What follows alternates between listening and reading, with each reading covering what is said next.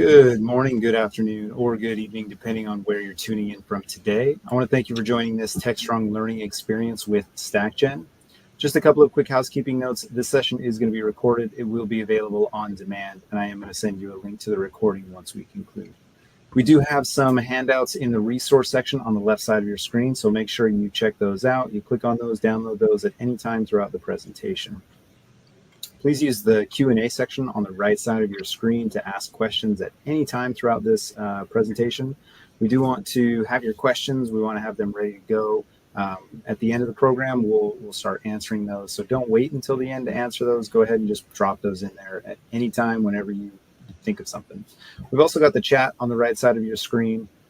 Share your experiences, your comments, your understanding on the matter. We want to engage with you. We want to hear from you. So again, anything that you want to tell us, that's the place to do it. And if you want to just let us know and make sure that everything's working by telling us where you're tuning in from today, that would also be great. Let's go ahead and kick off today's topic. We've got improving AWS cloud management through StackGen AI agents. And today we're joined with Aaron Yang, AI product manager at StackGen, and Patrick Vassell. He is the solutions architect at AWS, Amazon Web Services. Aaron, Patrick, I want to thank you both for joining us here today. Aaron, if you want to go ahead and take it away from here. Yeah, thanks for having me. Really excited to chat with everyone about what we're building here at StackGen, and hopefully we'll make your lives easier, especially as you're thinking about moving compute and operating your compute on AWS. So great to meet you. Maybe I'll start by giving a short intro to myself. So I've been in a couple roles as a machine learning engineer in CI/CD at Salesforce and VC investor before hopping back in the operating saddle as a product manager. So I've been in AI my whole career, and I don't see myself changing that anytime soon. Patrick, why don't you give a few sentences on yourself? Yeah, well, I'm Patrick Vassell. I've been with Amazon Web Services for 3 years now. Actually, it was 3 years last, I believe, a week and a half ago. So time flies by here. Been excited to work with partners like StackGen, helping them as far as build, these forward-thinking like solutions. And it's been really amazing as far as experience here. So we've been, working hand in hand as far as with other opportunities. So very excited to see what we have to talk about today. And we will love all your questions. Looking forward to a really good session and talk. Awesome. So let's first set the stage for today's topic. So let's first go through a couple major challenges that we're seeing on the StackGen side, and Patrick will give his perspective on some of these challenges from the AWS side. And as everyone knows, right now, there's a huge influx of these coding assistants, right? Your Claude Codes, your Codexes of the world. And what they're essentially doing is vastly accelerating the rate of developer velocity, right? Pushing out lines of code like nobody's business. You can vibe code an entire application in a matter of like an hour, right? But at the end of the day, how do you actually get that application into production? That's a lot more difficult to think about and build solutions around. So around some of the operational complexity on infrastructure, that's where a lot of the hiccup remains today still, right? Where you'll have an application developer, they produce some sort of application, they submit a ticket to DevOps. DevOps then has to take, in my case, back at Salesforce, literally 4 months for the DevOps team to approve the architecture, write the IAC, get hand off to security, and then actually deploy those resources into production, and eventually be able to give that to me as an application developer. That was an actual story that my experience at Salesforce. And just wondering, Patrick, are you seeing a lot of this today, where the acceleration of velocity of code is not being met by some of the DevOps velocity improvements from AI? Absolutely. With the advancement and the velocity of, these tools, like we have Kiro now, as far as the AWS, it allows you to really build quickly. And, we don't want that to, become like security being an afterthought, or, being able to actually make these like deployable solutions. So, of course, in the pilot stage, and I'll go over that as far as the next few slides, but there is a very big difference between like the POC just showing that value to actually being it, productized and actually being in, in front of customers, right? So there's a very, very vast difference between those two, and getting that, bridging that gap is very critical. No, absolutely, and I think there are like some use cases around AI for DevOps that have made it a little bit better and easier to operate. But I personally think that there's still a large gap to be filled by AI, and that's going to be the crux of what we're going to be speaking about today. But let's talk a little bit first about the security and compliance side. As everyone knows, with vibe coding, there are huge gaps in security that happens once you ask Claude Code to, for example, generate IAC, right? There's this, I forgot the name of the app, but it was a women's safety app, and they had vibe coded that, and they stored the driver license information of all of the users that signed up on the platform in a publicly available S3 bucket, right? And these are the challenges that are going to more and more, that are going to pop up more and more as organizations adopt AI. And it is concerning. And the cost of the average data breach is reaching $5 million. And it's something that you can't just simply slap a Claude code onto like generated code into production and call it a day, right? I'll let Patrick maybe comment once a little bit. I think he had something to talk about. No, yeah, I totally agree. Again, it's very great, that things are being built, at the pace that they are, but it also, increases the attack surface, just allowing, broken code, or just if workable code or MOPs, the minimal level product, to work. But you can't just, get something, spun up in, like you said, within about an hour, you can have, something working.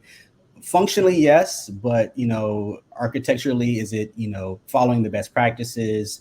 Do you have the right mitigations to catch these things before they're actually public? And how long does it take to actually find out that something is actually indeed wrong? So all those are just a recipe for disaster, and things fail, and they're expected to fail. So the more secure that you have these things built and those guardrails in place, the less likely these things can happen.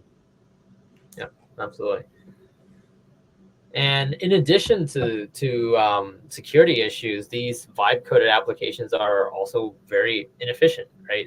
You're not optimizing for latency. You're not optimizing for things like load balancing and making sure the application is as efficient as possible with the compute that has been given. If you're vibe coding, you're just saying, hey, just build this for me. I don't care how it performs. Just get it done. And I think it's a good starting point. But if you want to really productionize resources for your application, you need to make sure that your application is optimized for the underlying infrastructure. And that's a lot of what we're trying to figure out and solve today at StackGen. And I know AWS has some tools around that.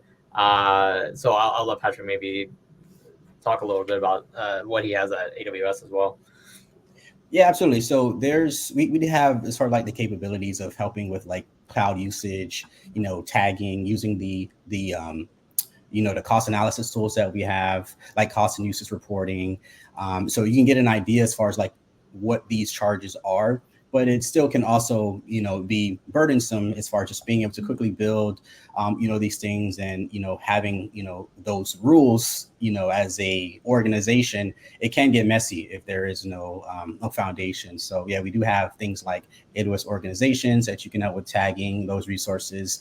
And it can still be, a little bit difficult as far as even managing that, especially at scale, when you have multiple departments that have different, AWS accounts, different access, different purposes. So it can become a problem quickly as you scale bigger. Yeah, absolutely. That's actually a big pain point from one of our customers. They said, we have hundreds of AWS accounts because we give one to every single team. How do we bridge everything together and have like a unified interface into all of those AWS accounts? And that's one of the use cases that we're solving as well here at StackGen. So definitely with you on that statement, Patrick. But the problem compounds even further when you have all these disparate AWS accounts, right? So now how do you unify the data across all these disparate AWS resources and accounts? That's another challenge as well. Great. Awesome. So let's talk about so there's two kind of deployment modes, right? When you're figuring out the one, like the architecture, the build, deploy, the monitoring for an application. There's the greenfield deployment, which is, hey, I'm deploying and I'm building the infra, the IAC, and deploying this application for the first time. How do I do that? That is something that a lot of the coding assistants can kind of do today with some degree of success. But the more difficult part is which is probably the more difficult and interesting one for our audience, is I have an existing application, or I want to plug a new application into my existing infrastructure, including, how do I attach it to the right subnet? How do I give it the right IAM role? How do I know which other resources I need to be able to connect this application to? And the brownfield deployment side, that's a lot more difficult, right? Mm-hmm.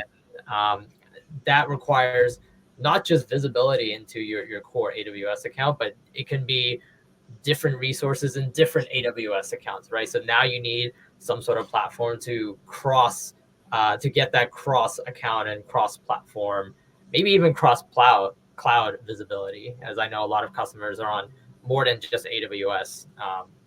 But yeah, Patrick, any comments here?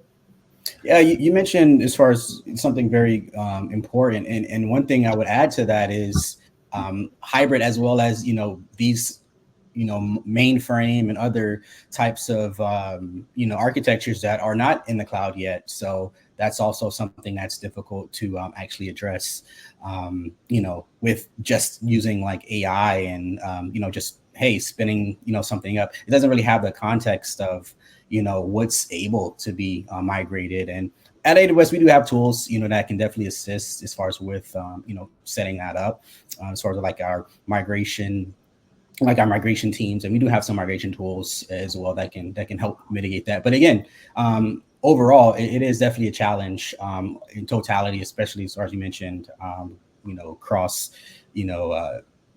different domains and cloud providers. Yeah, absolutely. All right, cool. So yeah, we kind of like honed in on a lot of these pain points, but just to drill it in even further, let's go ahead and talk about like the reality of AI projects, in an enterprise scope. In 2025 already, about 42% of AI projects were abandoned, and about 80% ultimately are going to fail. And it's not just because the models are bad or they don't work. The failure comes in the other things, like the infrastructure gaps, where we have the cost overruns, the compliance challenges, which is like a really, really big one, and those weak guardrails, right? So as we pretty much invoked before, it's very easy to experiment, but without that right foundation, those projects are they're not built to succeed. They're ironically sometimes built to fail, right? Or just show the art of the possible, but that's just it. So we want to make sure that we bridge that gap to how can we leverage the cloud and these tools to be able to build things that are actually their intended use to be production grade, and not just, hey, we can do this, but how do we do this the right way? Yeah, and being able to bridge together the context from many different data sources, I found has been like the most difficult part, right? And that's actually something that we are trying to reconcile in our own agents as well. Is, okay, you have data from different modalities, unstructured, structured, and often in an enterprise, unless they have a very, strong commitment to the project, along with AI native talent who's able to understand the the realities of building this project, it's very common for these projects to fail. Just a lot of security and data concerns, right? Context is extremely important. Yeah, I think, they say data is gold. I think now as we move more to AI-centric things, it's not just the data, it's the context, because you can have all the data in the world, but if you don't have the right context, that's where things get, troublesome there, right? So we need to know how to harness that data properly. Yep. Absolutely. All right. So, we mentioned as well, as far as just how easy it is now, to start experimenting. You can literally just download, an IDE, connect some APIs and, connect to Bedrock or any other, form, of accessing LLMs, right? And you can build things quickly, right? But the main thing is that the POC phase, the teams they're able to move fast. We have other types of SDKs. You can have AI generate you the mock data that you need. And you don't really need, as far as logging initially, right, to just show the, what the minimal, or the MOP, the minimal lovable product, right? So it proves, the point that, hey, we can build this. This is how it would look at that scope. But when we're really thinking about all of the non-functional, requirements, the security policies, the integration piece, the components, how we're integrating this securely with that sensitive data, especially if you're dealing with, HIPAA, like type of regulations or compliance, or even if it's like localization things. There's so many other requirements that are not necessarily identified in the beginning. And that's where a lot of the projects stall after that phase, right? And then scaling it, of course, is super complex. Again, I mentioned as far as like even having this, like you mentioned before, as far as like the multiple regions, deployments, that observability component that you need to make sure you have, understanding the flow of, the tracing of these things, caching, that's super important. And controlling your budget, how much is this going to cost us? How are we doing this? And how are we optimizing this, once we do get in the cloud? Because, these things are not static. They have to be dynamic and being able to, right size in real time, or at least near real time, or over time, with historical data. So again, in short, being able to experiment is really easy, but the production requirements and the scaling requirements, for mature infrastructure, they don't really have that as far as most organizations as they lean into the AI world, right? Yeah, absolutely. And how do you securely connect these agents to all of your tools, so then when you are in production, they can do the things they need to do without violating all of your policies? That's something that every agent builder has to contend with. Right? Yeah, it's a fine line. Awesome. All right. And so one thing that we've noticed, and if we just zoom out, a lot of these challenges are familiar, right? So with the expansion of cloud computing, a lot of platform teams, they're under pressure because of these new agentic coding options and different IDEs where you can just ask something to build you something. The develop. Again, the security and the compliance is still going to have to be, it has to be approved, has to be a guardrail, right? And then that's why, engineering has become such, a priority. Platform engineering, at least, at this time, they're critical. They're the main component of what likely is going to be successful and what's not, right? So there was a report, I believe it was Stacked Up. They mentioned that about 97% of organizations, they actually struggle with the infrastructure as code portion. And that's about 56% citing configuration consistency issues, and about 50% struggle with the multi-tool management. So all of these tools, how they work together, are these tools even under the right, access of, specific, data. And at the same time, a lot of these businesses are still relying on those manual configurations. Those who still have yet to adopt, the AI world. There's still a lot of legacy things that we mentioned, very old systems that, makes the security even more difficult. And a lot of times there's people, that there's a people component, that the compliance, aspect, and even just the knowledge transfer. A lot of these things are not documented, and a lot of people have gone from who's built these older systems. They're not there anymore to give you details or insight of like what the dependencies are, and a lot of the unspoken things about these things. So yeah, so it's very interesting, where it's not just the technology, it's a lot of times it's the processes and the people, more importantly. So yeah, it's not the models, but the guardrails, the compliance stacks that needed, and also the automation that makes these things actual production grade are difficult to design from the beginning, at least. Yeah, and you can't automate people or processes yet. People processes, yeah, we're hopefully we're not anywhere near that, right? So at least the people part. Yeah, but we can give them the most amount of information possible, so when these people are going through the process, then they have everything they need in front of them, right? They don't need to do a lot of that handiwork themselves. Right. Awesome. Absolutely.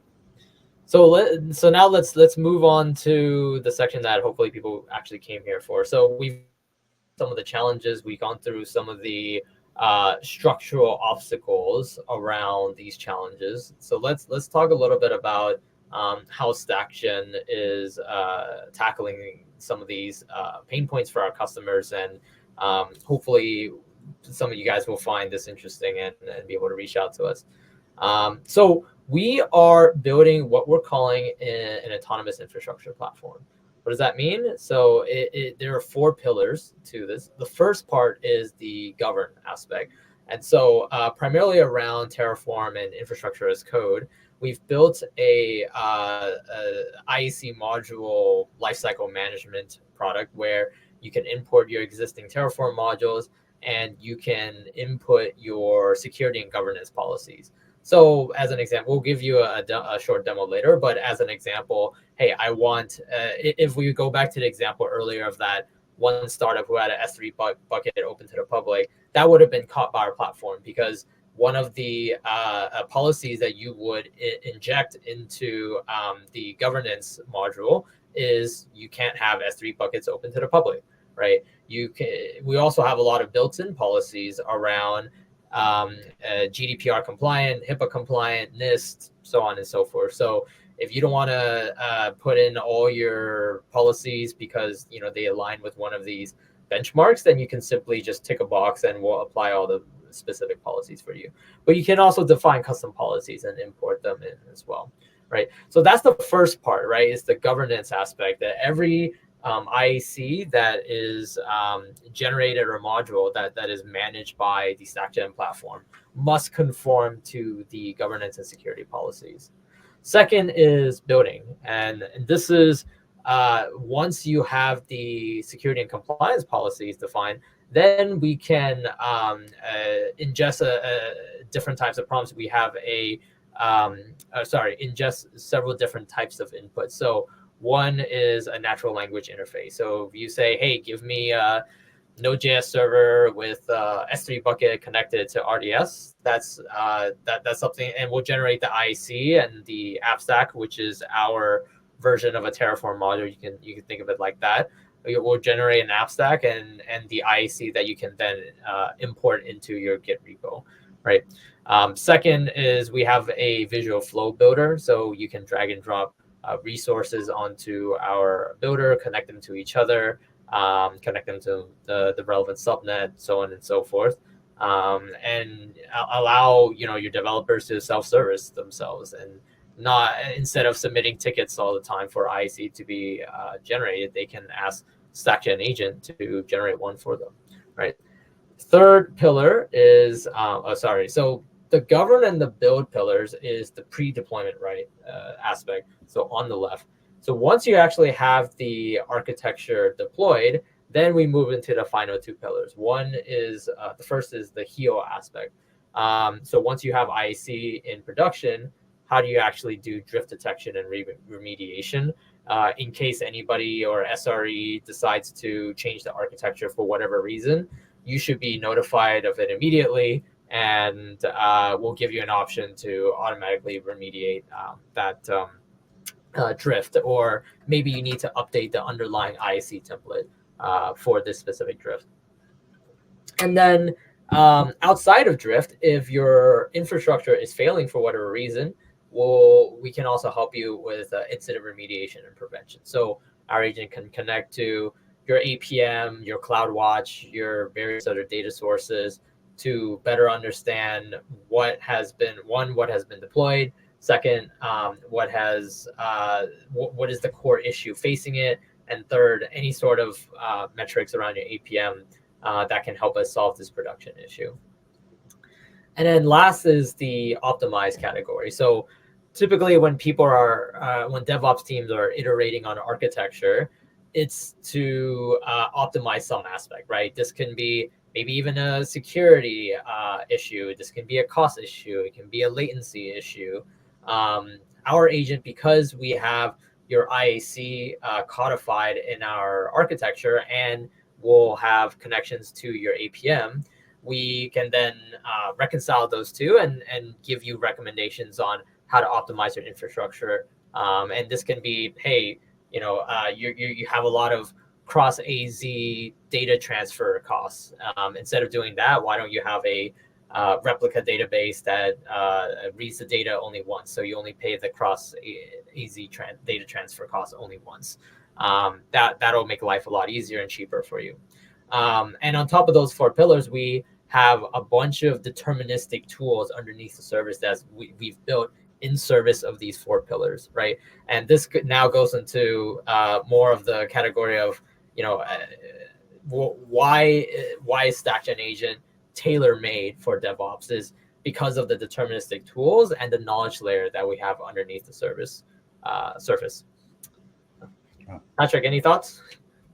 No, I love it, especially coming from a security background, having the drift detection and being able to know like when something changed or even who changed it is definitely really good as far as to really get the root cause analysis and being able to have something deviate, but immediately be able to, revert it back to a previous state. So I think that's critical, especially in production level. You don't want, if things do happen as they do, you do have the guardrails to quickly, remediate and resolve any like lingering like issues. And I love the fact that, oftentimes developers, they're going to probably go for the larger instance as well, just to make sure things work and the availability of things are there. But it may not necessarily be, the right, it may not be the right size. And it's definitely like just unneeded costs there. So being able to optimize and get those recommendations and then easily be able to just change it because you have the infrastructure code there. So it's just a quick, change and, that just updates to whatever your Git flow is and, does a rebuild of your architecture. So I think that's really cool.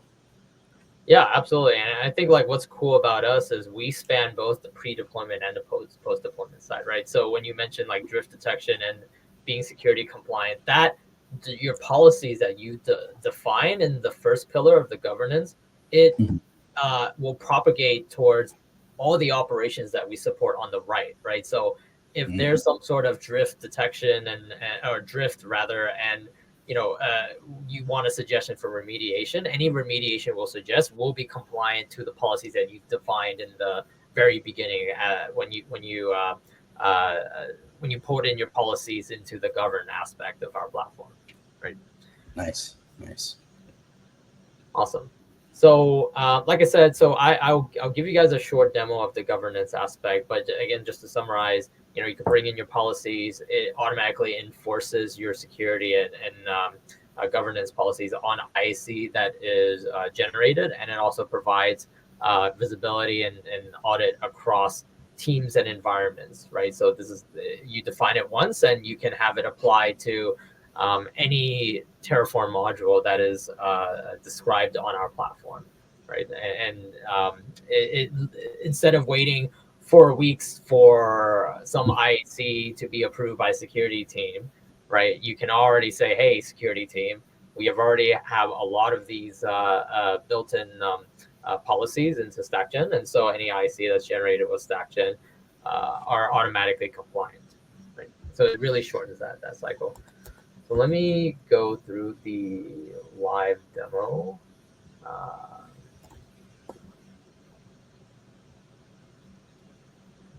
So this is our StackGen core platform. So you can see over here we have something called AppStacks.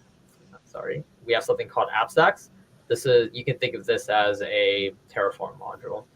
We also have Cloud Asset Discovery, so you can bring in your existing resources and we'll codify it into IAC and AppStacks for you. You can also see things like drift policies, governance configurations. You can bring in your own Terraform modules and have it available in the module catalog, so on and so forth. But I want to show you guys our policy editor. So you can see here that there are a bunch of policies. These are the built-in policies, but you can define your own custom policy. But before we go there, let's take a look first at the built-in policies.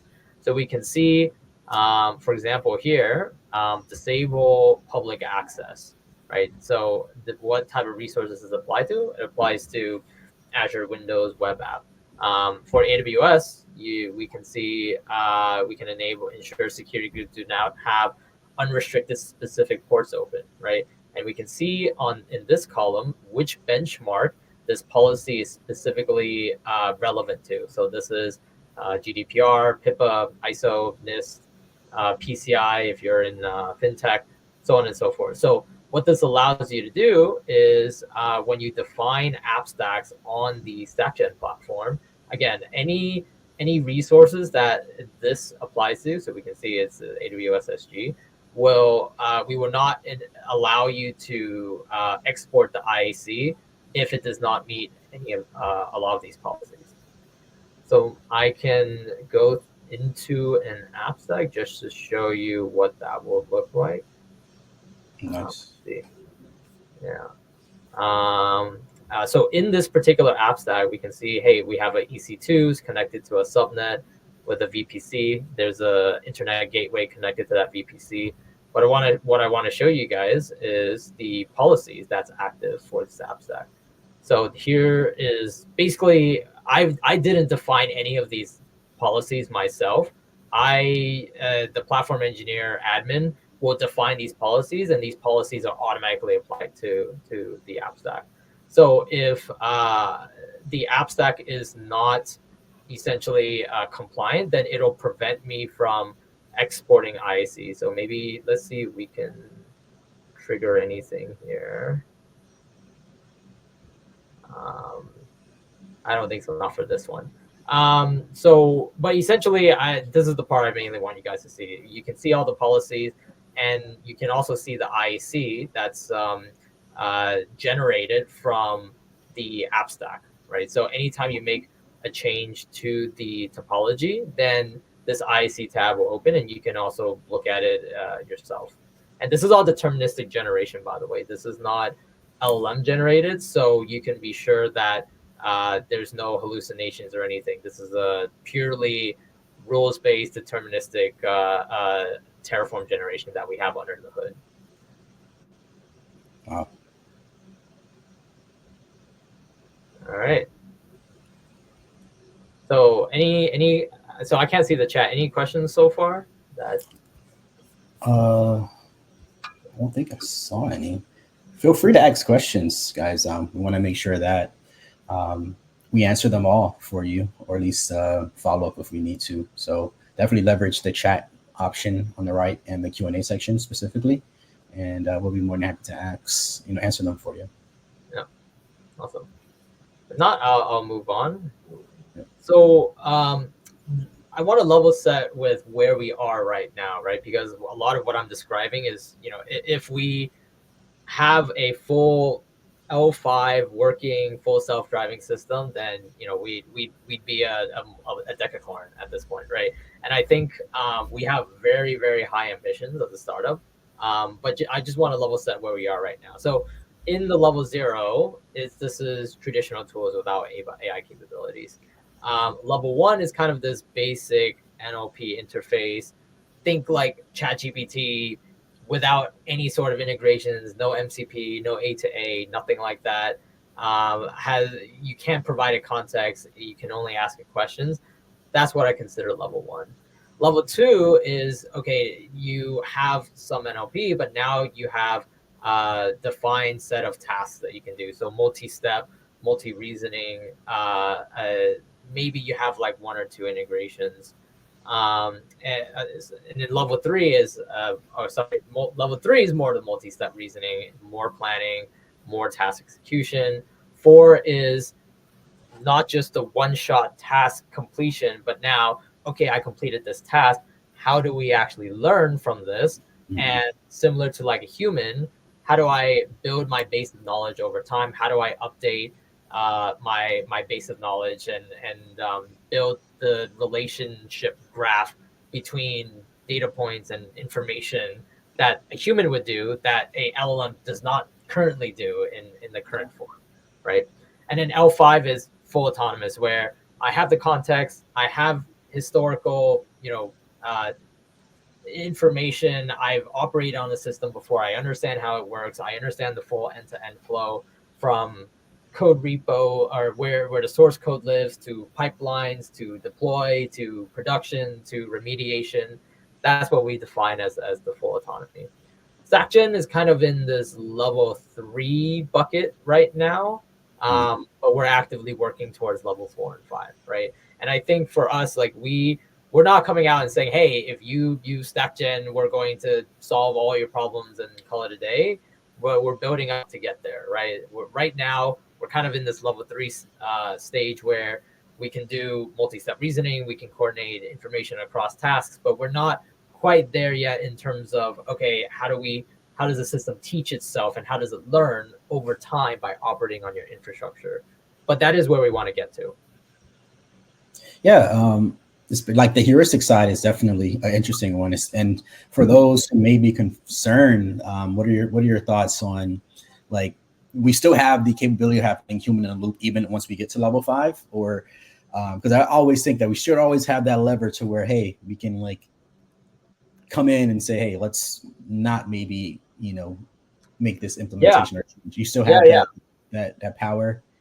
Yeah, absolutely. I think at the end of the day, like when we say a full autonomy, it's full autonomy with control from a human, right? So earlier on in our AI development and our roadmap, we defined something we call the levels of autonomy, that which is more on the control side.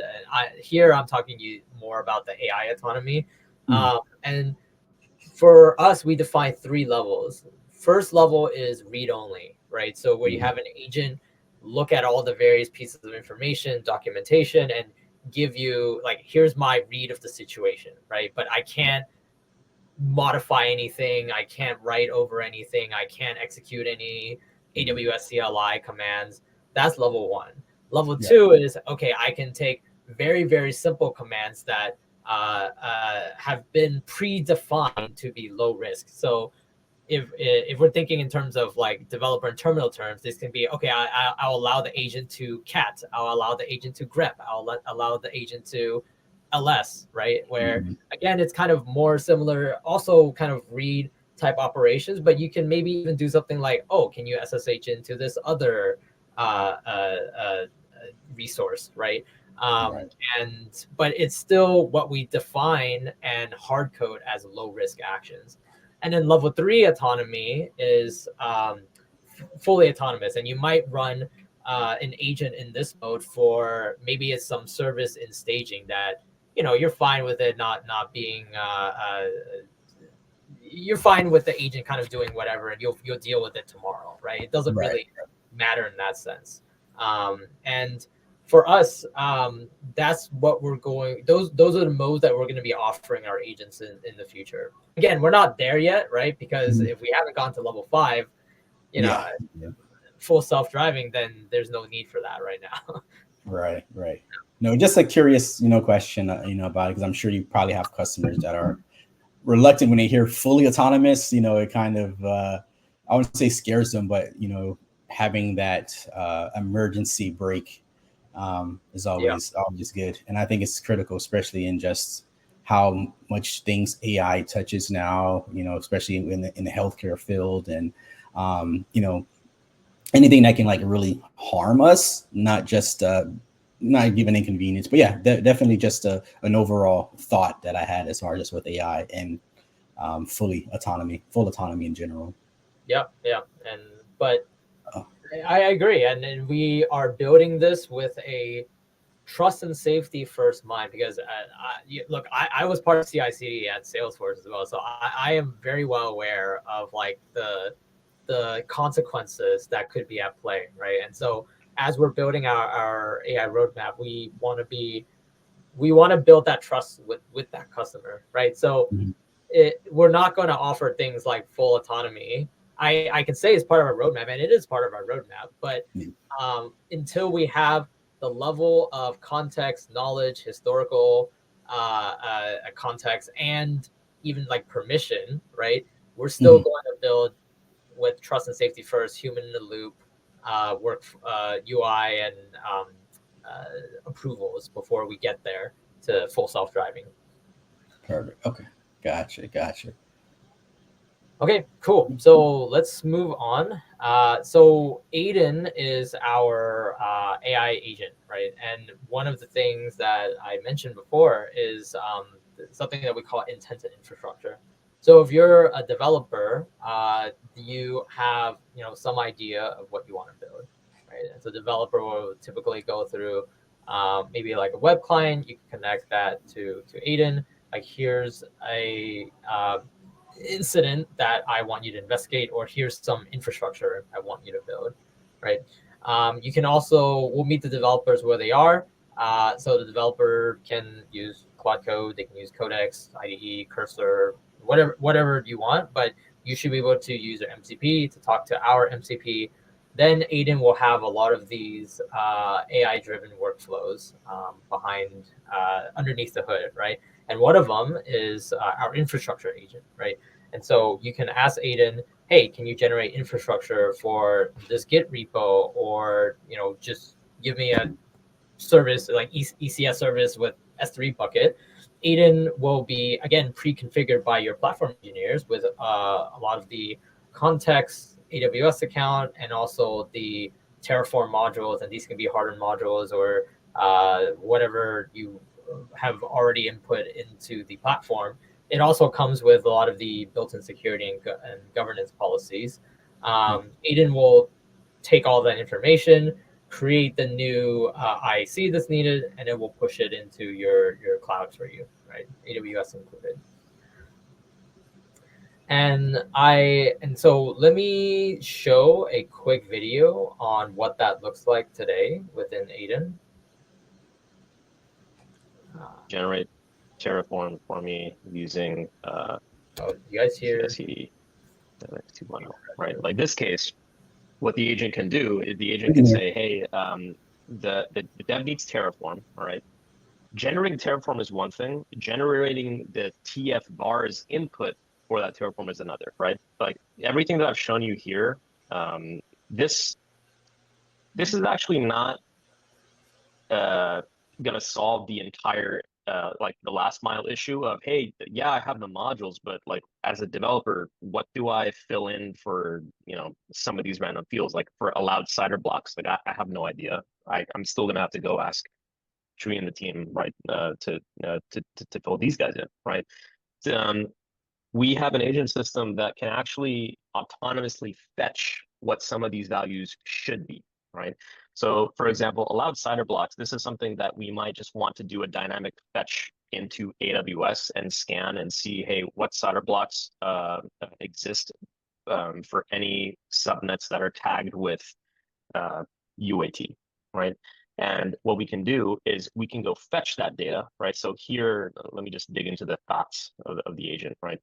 So here, the agent is basically called the tool that is the AWS CLI, right? And it's basically looked for any VPCs with a certain CIDR block with a certain tag range, right? And it found that CIDR block, right? Then what it's done is it's actually generated the TF bars that has that CIDR block and basically has the name of the microservice, the name of the organization. It's regenerated the variables.tf file to basically add these variable definitions, right? And then after that, it's basically going to say, hey, like we can open a PR Yes, open PR. It's basically gonna open a PR, and this flow combined with everything I showed you up here, right? This is gonna generate the kind of core IAC that's gonna be environment agnostic, if you will, right? And then the TF bars makes it environment specific, right? And the agentic AI can now give you the full end range of, you know, fill in the TF bars for me for dev, UAT, and production, and then make 3 separate subdirectories so that the same IAC gets deployed to all 3, just with the corresponding overrides. That's kind of the end-to-end system that we've built out.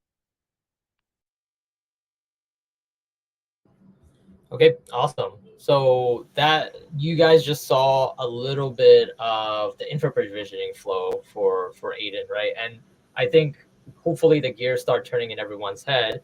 What we're building is a context knowledge graph underneath Aiden that is DevOps specific and infrastructure specific. So we're going to perform a lot better than a lot of your other AI tools out there, and hopefully give you that peace of mind when you ask Aiden to do something. It has the right context and knowledge for it to fulfill your specific request. So here I want to show Aiden's scanning for and finding compliance violations. Like I said, you have the compliance and governance policies defined in StackGen.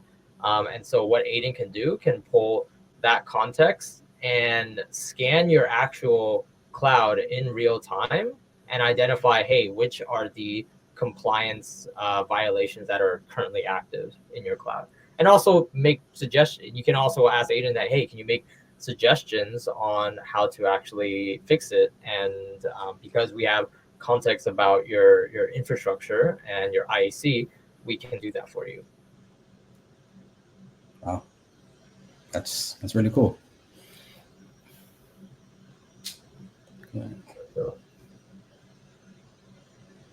So we can see a couple of violations like, hey, ensure DynamoDB table is encrypted at rest. Looks like it's not. Ensure tracing is enabled for AWS Lambda functions. So doing this manually, as you probably have experienced in the past, Patrick, is very tedious, right? And oftentimes your policies are defined in something like natural language, right? So you can't, it's very difficult to just try and automate that without some sort of underlying codified way for those policies to be surfaced to some sort of agent. Yeah, that's clearly like a pain point that myself and I'm sure others face. So to have that baked in for you, I think is like paramount, from a DevOps perspective, for sure. Yeah, absolutely. And in the interest of time, I'm going to skip the previous slide, but I do want to talk about this. So I'm gonna put you on the spot, Patrick. It's very, very difficult for me to understand what my costs are in AWS. And one of the easy ways that we can help with that with Aiden is essentially give Aiden access to read-only access to one of your AWS accounts. Prompt Aiden, like given the specific months, fetch the cost, and we'll automatically be able to pull all the relevant resources and compute the cost automatically for you. And then we can also relate that to your specific services that you have defined for in an app stack, right? So an app stack might have, 2 databases plus compute plus, whatever else like load balancer, CloudWatch. And we can actually build that because we have the relationship between all of those resources. We can query those resources and then reconcile that with the resources that you have defined in a StackGen app stack. And that way you can see what is the cost of this entire service, not just this resource, right? Because usually a service consists of multiple compute, infra, network type resources plus databases, as an example, right? So those are some of the cool things you can do with Aiden. Wow. Yeah, that alone is someone's just everyday struggle.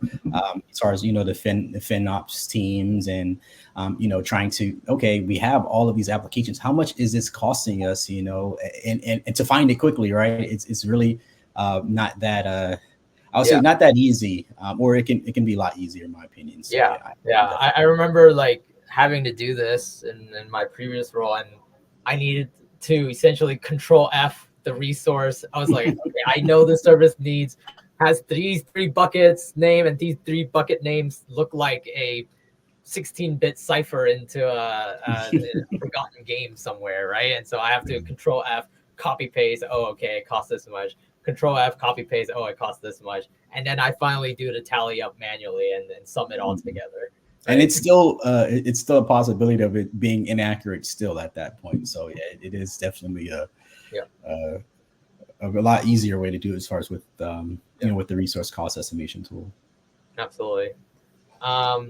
So let's now move forward to the agentic roadmap. So what we're looking to build in the future. So just to summarize what we've built so far. So on the surface, you see we have Aidens, we have these persona agents around specific use cases around like infrastructure provisioning, cloud scanning, so on and so forth, right? But it took a long time for us to actually get here. We built a lot of the 90% of the deterministic tools underneath the surface, right? Things like the context, knowledge graph, the policies, guardrails around those policies. And underneath that, you have the tools, right? Around the IAC lifecycle module management, we have things like cloud to code. We have policy lifecycle management, asset discovery, cloud to code, so on and so forth, right? And I think the difficult part for a lot of DevOps folks is how can I trust AI agents with access to my infrastructure if I can't even I can't trust that their output is going to be deterministic. And for us, we've built a lot of that deterministic tools underneath the surface, right? Again, and our bread and butter is IC generation, right? And you can't just ask Claude. You can ask it to generate IC, but there's no guarantee that it'll be compliant to your specific policies, or that the subnet name that it's inputting is going to be the actual subnet name that you need it to be.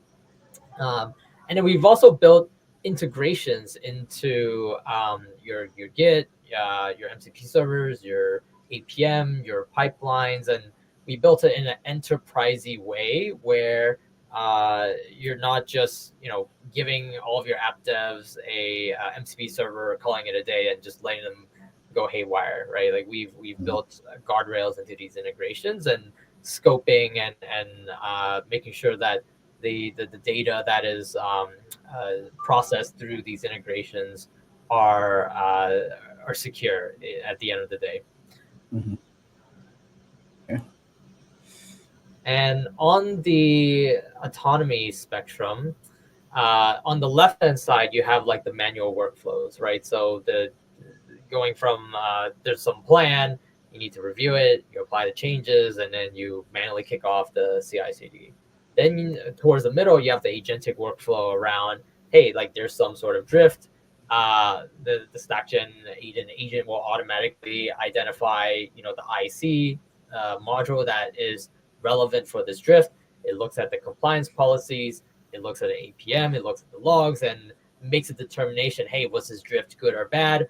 Like who made that drift? What are the recommended next steps? And we present essentially the details of that investigation and the plan to the human for approval, and then the human can then apply the change, right? This can be fixing the drift, or it can be updating the IC module to match what's in production, right? In the future, we'll have things like intent, right? So you can communicate, you'll be able to communicate to Aiden, can you make sure this service is under X dollar amount per month? Can you make sure this service has this amount latency, right? And we'll automatically monitor and remediate any issues that come up related to that service, and then constantly update the contextual knowledge. So one use case we're solving right now is, hey, on every deploy of this application, can Aiden look at the runbook and the code diff and make the call on whether or not we need to update this runbook? Because that's a very normal thing that everyone encounters, right? Like, hey, so we made the change to this application, but the runbook for SRE purposes has not been updated for this. And that, when a production incident comes into play, the runbook is out of date, right? And now we got to contact the developer that has to jump in and help and so on and so forth, right? And so for us, if you define the intent, give us the context, we'll then essentially build that contextual knowledge over time and inform you of any changes and automatically keep your context documents up to date. That solves a very big problem, especially how you're obviously optimizing your solution or your product, right? The runbook is sometimes only looked at when you need it, right? And it's not touched, so you're already too late. So that's just exactly. And I think of it like this: like, we're right at StackGen, we're trying to bridge the pre-production and the post-production information together, build the context knowledge around that, and then continuously fine-tune and update that knowledge base, such that anytime from the left you want to build new infrastructure, we can tell you, hey, you use that infrastructure architecture before and it led to these issues. You should use this other one instead. Or in production, someone is trying to remediate some issue, we can tell them, hey, these are your compliance and security policies that's currently active. If you modify your infrastructure this way, you're going to violate those policies, right? And so we're trying to bring the learnings between the left and the right together and have the entire agentic system be self-learning and hopefully at some point be autonomous. But frankly, we're very happy just doing most of the work and letting the human approve the changes that are suggested by our system. Right. That's the way. That's great though. I love how you brought it as far as bridging the gap from the left to right, which essentially is a flywheel, right? It's a continuous thing. This is not static, and vulnerabilities as well as just advancements change. So it has to be able to update and change as new discoveries come, especially with AI. Next week is going to be something else that we're gonna be looking at and trying to implement in production. Yeah, absolutely. And I think for us, it's our knowledge graph is going to be what sets us apart, right? Because our knowledge graph is built specifically for DevOps. So so think when you have something in production, hey, who was the last person that made a change? What was the last result of the last build and CI/CD pipeline, right? Maybe there was an error there, but it didn't fail the pipeline, and now that's causing something in production. As an example, what was the previous incidents that was related to this specific one? These are all things that you learn over time as a SRE or DevOps engineer, but it's not really codified anywhere, right? Nowhere. Yeah. So when that person leaves or whatnot, it's just gone with them, right? So that knowledge is gone. So that definitely is a great way to like you say, codify it and have it in a policy officially. So I really love that. Exactly. So that's what we're trying to build, right? We're trying to build the ultimate context engine for DevOps, right? Yeah. Awesome. And maybe in the last a minute, let me go through. So I'm showing you guys some future forward-facing products here. So this is our agent command center. So we can see that there's a drift. So let's go into that drift. So we can see, hey, this is a AWS DB instance that there's some drift around here. Look, we can see who has who made that drift, what has changed, and we can see the actual Terraform diff as well, right? Wow. So we can ask Aiden, like, hey, what's the impact of this update? You can see that there's a decrease in database query. And maybe this is a good drift. Maybe Sophia was trying to fix something in production and seems that they stumbled on a good fix. Of course, you would probably contact her and say, hey, is this expected? Did you want to add this? And then Aiden, once you have the answer, then Aiden can say, hey, here's the PR, and we can update the RDS module template. And anytime in the future, someone wants to generate IAC for this particular type of RDS, it will reuse that same template that we have now updated with the learning from the drift from production. Wow, that's powerful. Awesome. I know we're coming up on time now, so if there's any question, I'm happy to answer. Otherwise, I'll punt it back to Jared. All right. I am actually not seeing any questions on my end. While I'm closing out, if you guys do have any questions, be sure to get those in.